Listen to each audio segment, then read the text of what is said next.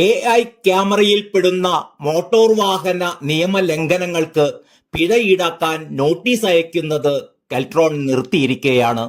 സർക്കാർ പണം നൽകാത്തതിനാലാണ് നോട്ടീസ് അയക്കുന്നത് കെൽട്രോൺ നിർത്തിയത് എന്നാണ് അറിയാൻ കഴിഞ്ഞത്.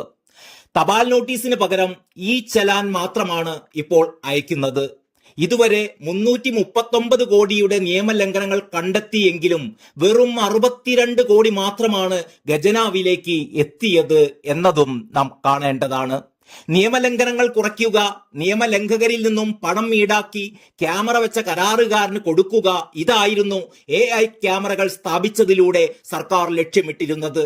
അഴിമതി ആരോപണത്തിൽ കുടുങ്ങിയ ക്യാമറ പദ്ധതി 10 മാസം പിന്നിടുമ്പോഴും പ്രതിസന്ധിയിൽ തന്നെയാണ്. ജൂൺ 5-ന് പിഴ ഈടാക്കാൻ തുടങ്ങിയപ്പോൾ പ്രതിമാസം നിയമലംഘനങ്ങൾ 1.5 ലക്ഷം മാത്രമായിരുന്നു. ഇപ്പോഴത് 4.5 ലക്ഷം വരെയായി ഉയർന്നിരിക്കുകയാണ്. പ്രതിവർഷം 25 ലക്ഷം നോട്ടീസ് അയക്കുമെന്നായിരുന്നു കെൽട്രോണിന്റെ കരാർ. ഏപ്രിൽ ആയപ്പോഴേക്ക് തന്നെ 25 ലക്ഷമെല്ലാം കഴിഞ്ഞു. ഇനി നോട്ടീസ് അയക്കണമെങ്കിൽ നോട്ടീസ് ഒന്നിന് 20 രൂപ വേണമെന്നാവശ്യപ്പെട്ട് കെൽട്രോൺ സർക്കാരിന് കത്ത് നൽകി. സർക്കാർ ആണെങ്കിൽ ഇതേവരെ മറുപടി നൽകിയിട്ടുമില്ല. പേപ്പർ വാങ്ങാൻ പോലും പണമില്ലെന്ന് ഗതാഗത കമ്മീഷണറെ അറിയിച്ച് നോട്ടീസ് അയപ്പ് കെൽട്രോൺ നിർത്തി. ഇപ്പോൾ നിയമലംഘനം കണ്ടെത്തി മോട്ടോർ വാഹന വകുപ്പ് ഉദ്യോഗസ്ഥർ അംഗീകരിച്ചാൽ മൊബൈലിലേക്ക് ഈ ചലാൻ മാത്രമാണ് അയക്കുന്നത്.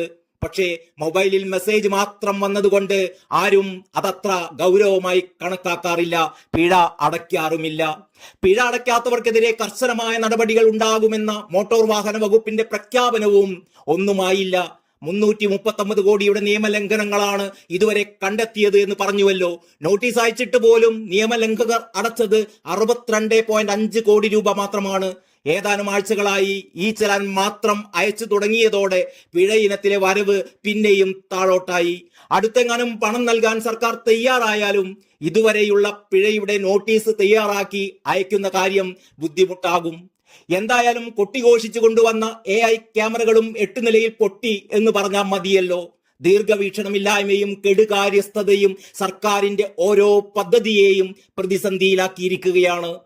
ഇതൊക്കെ തിരുത്തി നാടിനും നാട്ടുകാർക്കും ഉപകാരപ്രദമായ രീതിയിൽ പദ്ധതികൾ മാറ്റിയെടുക്കാൻ ആർക്കുമൊട്ട് താല്പര്യവുമില്ല. തേവരുടെ ആന കാട്ടിലെ തടി, വലിയടാ വലി, അത്ര തന്നെ. News desk Kalakaumudi.